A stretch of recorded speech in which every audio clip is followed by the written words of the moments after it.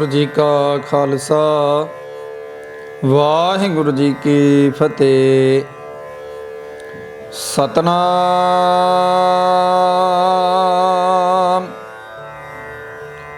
श्री वाहिगुरु साहिब जीओ।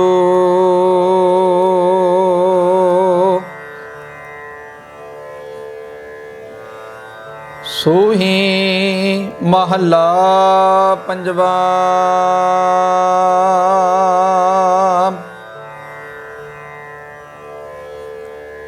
अमृत बचन साध की बाणी,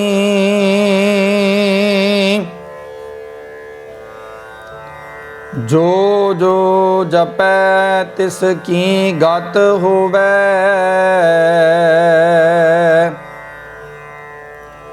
हर हर नाम नित रसन बखानी,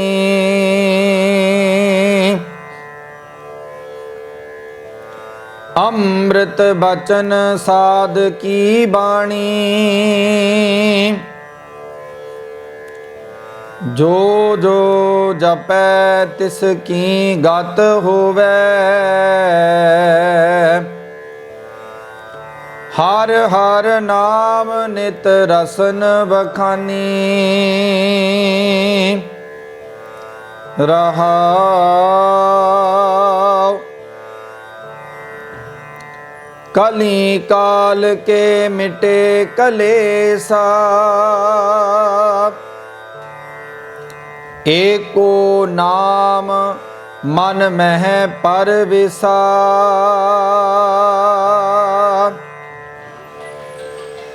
साधु धूर मुख मस्तक लाई, नानक उदरे हर गुर सरनाई।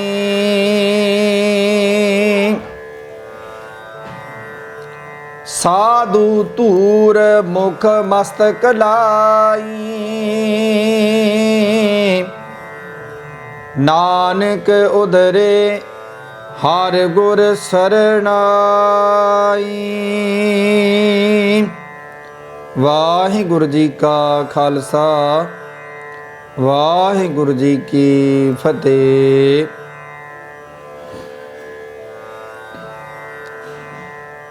परम सत्कारयोग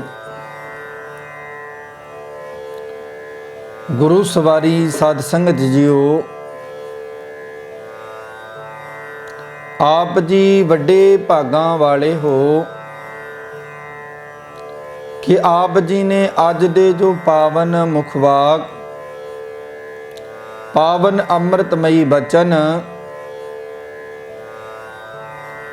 धन धन साहिब श्री गुरु रामदास जी दे दर सचखंड श्री दरबार साहिब अमृतसर तो अमृत वेले सतगुर साहिब श्री गुरु ग्रंथ साहिब महाराज जी ने सोने सिंघासन ते सुभाएमान हो के समुचे जगत समुची कायनात नूं अपने अमृतमयी बचनां दी वरखा कीती अते अमृतमयी बचन समुची कायनात नूं बख्शिश कीते सन। सो आप समूह साध संगत ने उन्हां बचनां नूं बड़े प्यार नाल सरवण कीता है। सो आओ साध संगत जीओ इन्हां पावन मुखवाक पावन बचनां दी विचार नाल सांझ करन तो पहलां आपां सारे अपनी मन बिरतियां नूं इकागर करिए, मन बिरतियां नूं टिकाउण दा यतन करिए ते सतगुरु साहिब श्री गुरु ग्रंथ साहिब महाराज जी दी पावन चरणां दा ओट आसरा लईए। उन्हां दे चरणां कमलां दे विच अपनी सुरतमई हाजरियां लवाईए ते अपनी रसना नूं पवित्र करदियां होयां आखीए जी सतनाम श्री वाहिगुरु साहिब जीओ। ਸੋ ਸਾਧ ਸੰਗਤ ਜੀ, ਅੱਜ ਦੇ ਇਹ ਪਾਵਨ ਬਚਨ, ਪਾਵਨ ਮੁਖਵਾਕ ਸਤਿਗੁਰੂ ਸਾਹਿਬ ਸ੍ਰੀ ਗੁਰੂ ਗ੍ਰੰਥ ਸਾਹਿਬ ਮਹਾਰਾਜ ਜੀ ਦੇ ਪਾਵਨ ਅੰਗ 744 ਤੇ ਸੁਭਾਈਮਾਨ ਹਨ।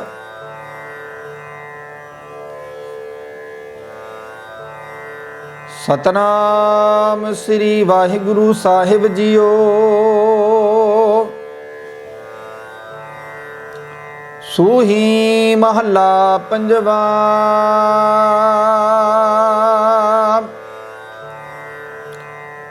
ਰਾਗ ਸੂਹੀ ਦੇ ਵਿੱਚ ਸਤਿਗੁਰ ਸਾਹਿਬ ਸ੍ਰੀ ਗੁਰੂ ਅਰਜਨ ਦੇਵ ਜੀ ਮਹਾਰਾਜ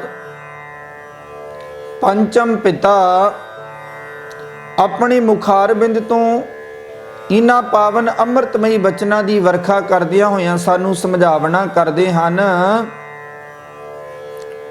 ਅੰਮ੍ਰਿਤ ਬਚਨ ਸਾਧ ਕੀ ਬਾਣੀ, ਜੋ ਜੋ ਜਪੈ ਤਿਸ ਕੀ ਗਤ ਹੋਵੇ।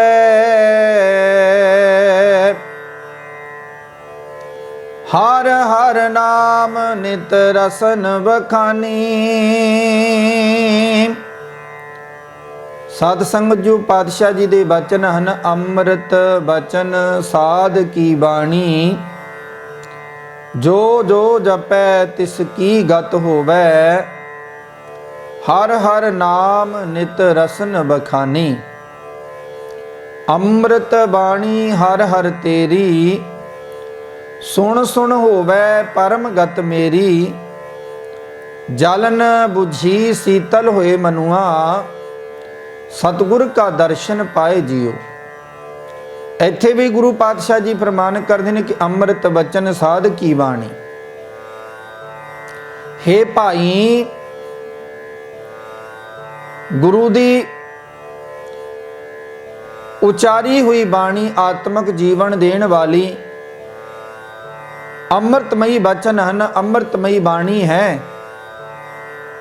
ਜਿਹੜੇ ਜੀਵ ਇਸ ਬਾਣੀ ਨੂੰ ਆਪਣੀ ਰਸਨਾ ਤੋਂ ਗਾਇਨ ਕਰਦੇ ਹਨ, ਗਾਉਂਦੇ ਹਨ, ਜਿਹੜੇ ਜੀਵ ਇਸ ਬਾਣੀ ਨੂੰ ਆਪਣੇ ਕੰਨਾਂ ਨਾਲ ਇਸ ਬਾਣੀ ਦਾ ਰਸ ਮਾਣਦੇ ਹਨ,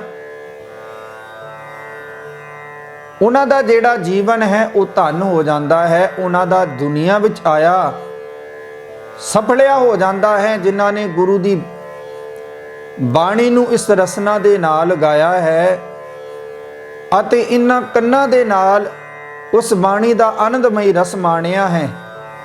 ਇਸ ਦੇ ਨਾਲ ਨਾਲ ਜੋ ਬਾਣੀ ਨੇ ਉਪਦੇਸ਼ ਦਿੱਤਾ ਹੈ, ਜੋ ਗੁਰੂ ਦੇ ਬਚਨ ਸਾਨੂੰ ਬਾਣੀ ਵਿੱਚ ਉਪਦੇਸ਼ ਦੇ ਰਹੇ ਹਨ, ਉਹਨਾਂ ਉਪਦੇਸ਼ਾਂ ਤੇ ਅਸੀਂ ਤੁਰਨ ਦਾ ਯਤਨ ਕਰੀਏ। ਆਪਣੇ ਜੀਵਨ ਵਿੱਚ ਗੁਰੂ ਦੇ ਬਚਨਾਂ ਨੂੰ ਅਪਣਾਉਣ ਦਾ ਯਤਨ ਕਰੀਏ। ਸਾਧ ਸੰਗਤ, ਜੋ ਛੋਟੀ ਜੀ ਗੱਲ ਹੈ, ਜਦੋਂ ਅਸੀਂ ਦੁਨੀਆਵੀ ਗੱਲ ਕਰੀਏ, ਅਸੀਂ ਬੱਚੇ ਨੂੰ ਸਕੂਲੇ ਪਾਉਂਦੇ ਹਾਂ, ਉਹ ਇੱਕ ਇੱਕ ਅੱਖਰ ਕਰਕੇ ਕਿੰਨਾ ਕੁਝ ਸਿੱਖ ਜਾਂਦਾ ਹੈ, ਕਿੰਨੀਆਂ ਡਿਗਰੀਆਂ ਪ੍ਰਾਪਤ ਕਰ ਲੈਂਦਾ ਹੈ। ਇਹ ਸਾਡਾ ਗੁਰੂ ਘਰ ਸਾਨੂੰ ਚੰਗੀ ਮੱਤ ਸਿਖਾਉਂਦਾ ਹੈ। ਗੁਰੂ ਦੀ ਬਾਣੀ ਸਾਨੂੰ ਚੰਗੇ ਪਾਸੇ ਜੋੜਦੀ ਹੈ, ਉਸ ਪਰਮਾਤਮਾ ਨਾਲ ਸਾਡਾ ਮਿਲਾਪ ਕਰਾਂਦੀ ਹੈ। ਜੇ ਅਸੀਂ ਇੱਕ ਇੱਕ ਬਾਣੀ ਦੇ ਅਕਸ਼ਰ ਨੂੰ, ਇੱਕ ਇੱਕ ਸ਼ਬਦ ਨੂੰ, ਗੁਰੂ ਪਾਤਸ਼ਾਹ ਦੇ ਇੱਕ ਇੱਕ ਬਚਨ ਨੂੰ ਜੇ ਮਨ ਵਿੱਚ ਧਾਰਨ ਕਰਾਂਗੇ, ਉਸ ਤੇ ਪਹਿਰਾ ਦੇਣ ਦਾ ਯਤਨ ਕਰਾਂਗੇ, ਤੇ ਸੱਚ ਜਾਣ ਲਿਓ, ਜਿਵੇਂ ਉਹ ਬੱਚਾ ਡਿਗਰੀਆਂ ਪ੍ਰਾਪਤ ਕਰ ਲੈਂਦਾ ਹੈ, ਇਸੇ ਤਰ੍ਹਾਂ ਸਾਨੂੰ ਵੀ ਉਸ ਮਾਲਕ ਦੇ ਦਰ ਦੀਆਂ ਡਿਗਰੀਆਂ, ਭਾਵ ਉਸ ਮਾਲਕ ਦੇ ਦਰ ਤੇ ਸਾਡਾ ਜੀਵਨ ਜਿਹੜਾ ਹੈ ਉਹ ਪ੍ਰਵਾਨ ਹੋ ਜਾਵੇਗਾ।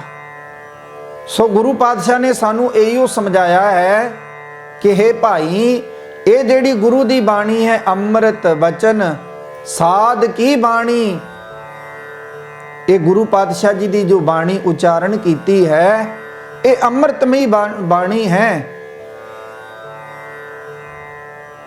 ਅੰਮ੍ਰਿਤ ਬਾਣੀ ਹਰ ਹਰ ਤੇਰੀ, सुन सुन होवै परमगत मेरी, जलन बुझी शीतल होए मनुआ, सतगुर का दर्शन पाए जियो।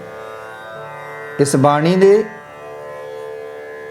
अमृतमई बूंदा जिहड़ा जीव सुनदा है वह भी धन हो जाता है, जिहड़ा गाउंदा है वह भी धन हो जाता है। तो जिसने इस बाणी ते पहरा दे लिया तो साध संग जो उसका आवागुण कटिया जाता है, वो जीव परमात्मा विच लीन हो जाता हमेशा लई। जो जो जपै तिसकी गत होवै, हर हर नाम नित रसन बखानी। गुरु पातशाह फरमान करते हैं, भाई जेड़े जीव मनुख इस बाणी नूं जपदे हन, उसकी उच्ची आत्मक अवस्था बढ़ जाती है। वो मनुख सदा अपनी जीभा नाल परमात्मा का नाम उचारदा रहिंदा है, ते सदा ही इस बाणी नूं उचार के गा के सरवण करके। कबीर साहब जी दे बड़े प्यारे अनमोल बचन हैं। इन्हां बचनां नूं जे जीव सरवण कर लवे, इन्हां बचनां ते अमल कर लवे, जो ये बचन सानू समझाते हैं। ना मैं जोग ना ध्यान चित लाया, बिन बैराग ना छूटस माया, कैसे जीवन हुए हमारा,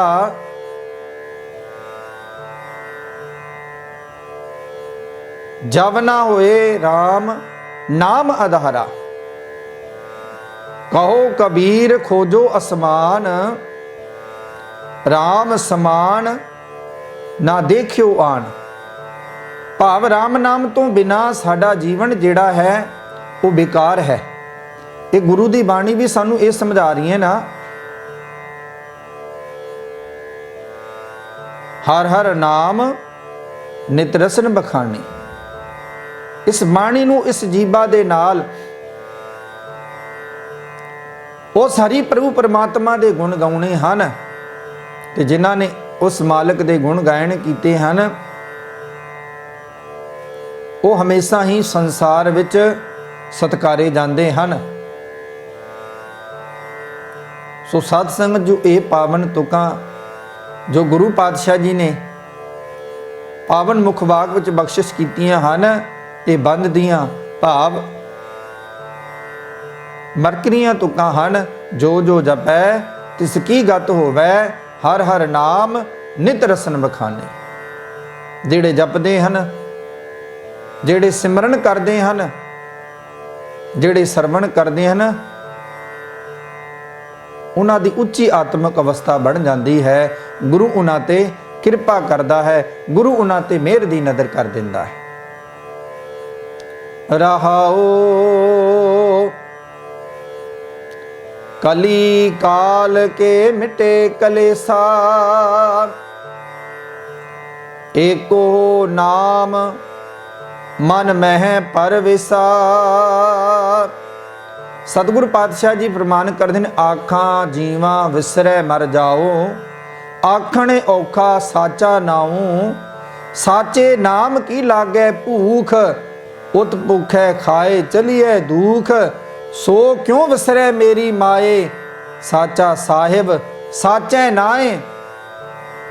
असी सारे रहरास विच इस पावन शब्द नूं जपदे हाँ, सिमरन करते हाँ। इत्थे स्पष्ट करके समझाया है गुरु पातशाह ने, आखां जीवा विसरै मर जाऊं, आखण औखा साचा नाऊं। इंसान दुनिया का काम किन्ने भी औखे तो औखा होवे कर लैंदा है, जदों उसनूं कह दिता जावे ना, दो चार घड़ियां बह के मालिक नूं याद कर, परमात्मा दा सिमरन कर, ते उसनूं नींद आण लग पैंदी है। ते सतसंग जो मन ते साडा तां गुरु दे चरनां विच टिकेगा, जदों असी सचमुच इस मन नूं गुरु दे अगे अर्पण कर देवांगे। फिर जिहड़ा आखण औखा साचा नाऊं है ना, ये इंसान दी भुख बन जाएगी। किवें? आखण औखा साचा नाऊं, साचे नाम की लागै भूख, उत भूखै खाए चलिए दुख। फिर ਜਿਹੜਾ ਤੈਨੂੰ ਪ੍ਰਮਾਤਮਾ ਦਾ ਨਾਮ ਚੰਗਾ ਨਹੀਂ ਲੱਗਦਾ, ਸਿਮਰਨ ਕਰਨ ਲੱਗਿਆਂ, ਸੇਵਾ ਕਰਨ ਲੱਗਿਆਂ, ਉਹ ਫਿਰ ਇਨਸਾਨ ਦੀ ਮਨ ਦੀ ਭੁੱਖ ਬਣ ਜਾਵੇਗੀ। ਫਿਰ ਸਿਮਰਨ ਵੀ ਚੰਗਾ ਲੱਗੇਗਾ, ਸੇਵਾ ਵੀ ਚੰਗੀ ਲੱਗੇਗੀ। ਫਿਰ ਇਨਸਾਨ ਹਮੇਸ਼ਾ ਹੀ ਜੀਵਨ ਵਿੱਚ ਆਨੰਦ ਦੀ ਪ੍ਰਾਪਤੀ ਕਰੇਗਾ। ਜੋ ਗੁਰੂ ਪਾਤਸ਼ਾਹ ਜੀ ਇੱਥੇ ਫਰਮਾਨ ਕਰਦੇ ਨੇ, ਕਲੀ ਕਾਲ ਕੇ ਮਿਟੇ ਕਲੇਸਾ, ਏਕੋ ਨਾਮ ਮਨ ਮਹਿ ਪਰਵੇਸਾ। ਹੇ ਭਾਈ, ਗੁਰਬਾਣੀ ਦੀ ਬਰਕਤ ਨਾਲ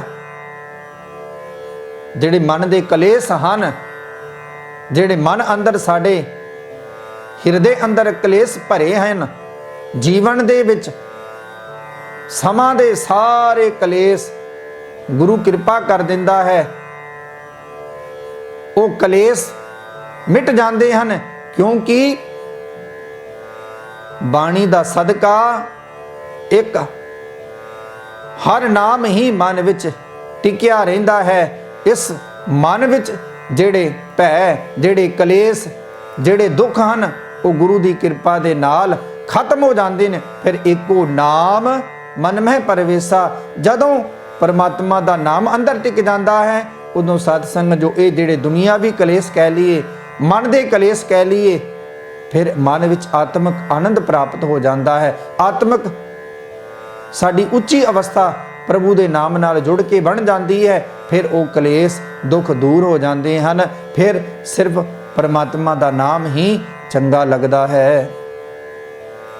ਸਾਧੂ ਧੂਰ ਮੁਖ ਮਸਤਕ ਲਾਈ, ਨਾਨਕ ਉਦਰੇ ਹਰ ਗੁਰ ਸਰਨਾਈ। ਇੱਥੇ ਗੁਰੂ ਪਾਤਸ਼ਾਹ ਜੀ ਫਰਮਾਨ ਕਰਦੇ ਨੇ, ਸਾਧੂ ਧੂਰ ਮੁਖ ਮਸਤਕ ਲਾਈ, ਨਾਨਕ ਉਦਰੇ ਹਰ ਗੁਰ ਸਰਨਾਈ। ਗੁਰੂ ਪਾਤਸ਼ਾਹ ਜੀ ਦੇ ਸੁਖਮਨੀ ਸਾਹਿਬ ਜੀ ਦੇ ਬਚਨ ਹਨ, ਚਰਨ ਸਾਧ ਕੇ ਧੋਏ ਧੋ ਪੀਓ, ਅਰ ਪ੍ਰਸਾਦ ਕੋ ਆਪਣਾ ਜੀਓ। ਸਾਧ ਕੀ ਧੂਰ ਕਰੋ ਇਸਨਾਨ, ਸਾਧ ਉੱਪਰ ਜਾਈਏ ਕੁਰਬਾਨ। ਸਾਧ ਸੇਵਾ ਬੜ ਭਾਗੀ ਪਾਈਐ, ਸਾਧ ਸੰਗ ਹਰ ਕੀਰਤਨ ਗਾਈਐ। ਅਨਕ ਬਿਗਨ ਤੇ ਸਾਧੂ ਰਾਖੈ, ਹਰ ਗੁਣ ਗਾਏ ਅੰਮ੍ਰਿਤ ਰਸ ਚਾਖੈ। ਓਟ ਗਈ ਸੰਤਹਿ ਦਰ ਆਇਆ, ਸਰਬ ਸੁਖ ਨਾਨਕ ਤਹਿ ਪਾਇਆ। ਗੁਰੂ ਪਾਤਸ਼ਾਹ ਜੀ ਫਰਮਾਨ ਕਰਦੇ ਨੇ, ਸਾਧੂ ਧੂਰ ਮੁਖ ਮਸਤਕ ਲਾਈ, ਨਾਨਕ ਉਦਰੇ ਹਰ ਗੁਰ ਸਰਨਾਈ। ਇੱਥੇ ਪਾਤਸ਼ਾਹ ਜੀ ਫਰਮਾਨ ਕਰਦੇ ਹਨ, ਧੰਨ ਧੰਨ ਸਾਹਿਬ ਸ੍ਰੀ ਗੁਰੂ ਨਾਨਕ ਪਾਤਸ਼ਾਹ ਜੀ ਦੇ ਨਾਮ ਦੀ ਮੋਹਰ ਲਾ ਕੇ ਸਾਨੂੰ ਉਪਦੇਸ਼ ਵਿੱਚ ਸਮਝਾ ਰਹੇ ਨੇ, ਨਾਨਕ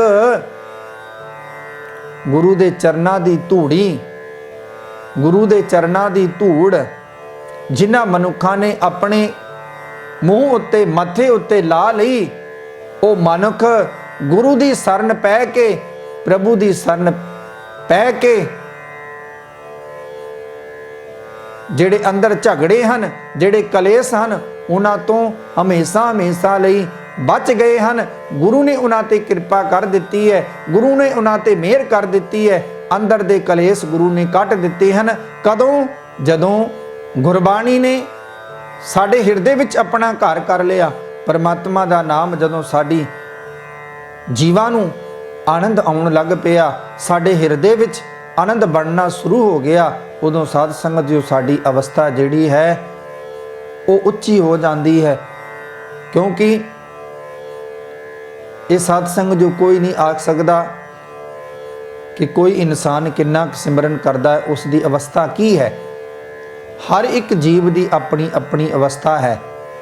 ਅਸੀਂ ਸਾਧ ਸੰਗਤ ਵਿੱਚ ਆ ਕੇ ਵਾਹਿਗੁਰੂ ਸਿਮਰਨ ਕਰ ਲਈਏ, ਗੁਰਬਾਣੀ ਪੜ੍ਹ ਲਈਏ, ਸੇਵਾ ਕਰ ਲਈਏ, ਲੇਕਿਨ ਉਸ ਤੋਂ ਇਲਾਵਾ ਜੀਵ ਦਾ ਆਪਣਾ ਸਿਮਰਨ, ਆਪਣੀ ਸੇਵਾ ਹੋਣੀ ਚਾਹੀਦੀ ਹੈ। ਉਹ ਅਸਲ ਵਿੱਚ ਸਾਡਾ ਉੱਚਾ ਤੇ ਸੁੱਚਾ ਜੀਵਨ ਮੰਨਿਆ ਜਾਂਦਾ ਹੈ। ਅਵਸਥਾ ਕਿਸੇ ਦੀ ਵੀ ਕਿਸ ਤਰ੍ਹਾਂ ਦੀ ਹੋ ਸਕਦੀ ਹੈ, ਲੇਕਿਨ ਅਸੀਂ ਗੁਰੂ ਦੀ ਬਾਣੀ ਨੂੰ ਹਿਰਦੇ ਵਿੱਚ ਵਸਾਉਣਾ ਹੈ।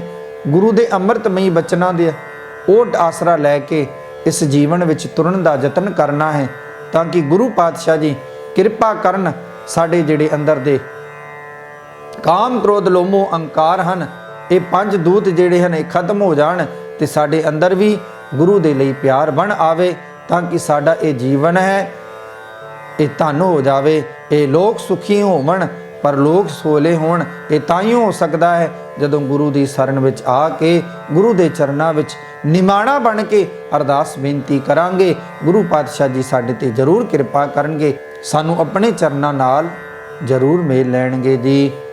ਸੋ ਸਤ ਸੰਗਤ ਜੀਓ, ਆਪ ਜੀ ਵੱਡੇ ਭਾਗਾਂ ਵਾਲੇ ਹੋ। ਆਪ ਜੀ ਨੇ ਅੱਜ ਦੇ ਪਾਵਨ ਮੁਖਵਾਕ ਦੀ ਵਿਚਾਰ ਸਰਵਣ ਕੀਤੀ ਹੈ। ਸੋ ਸਤ ਸੰਗ ਜੋ ਬੇਨਤੀ ਹੈ, ਆਪ ਕਿਸੇ ਵੀ ਮਾਈ ਭਾਈ ਦਾ ਗੁਰਮੁਖ ਪਿਆਰੇ ਦਾ ਕੋਈ ਚੰਗਾ ਸੁਝਾਅ ਹੋਵੇ ਜੋ ਕਿ ਆਪ ਜੀ ਦਾਸ ਤੀਕਰ ਪਹੁੰਚਾਉਣਾ ਚਾਹ ਰਹੇ ਹੋਵੋ, ਸੋ ਬੇਨਤੀ ਹੈ ਆਪ ਜੀ ਨੂੰ ਜਾਂ ਤੇ ਆਪ ਜੀ ਚੱਕਦੇ ਟੀਵੀ ਦੀ ਵੈਬਸਾਈਟ ਤੇ ਸੰਪਰਕ ਕਰ ਸਕਦੇ ਹੋ ਜਾਂ ਦਾਸ ਨਾਲ ਸਿੱਧਾ ਸੰਪਰਕ ਕਰ ਸਕਦੇ ਹੋ। ਦਾਸ ਦਾ ਨੰਬਰ ਹੈ 91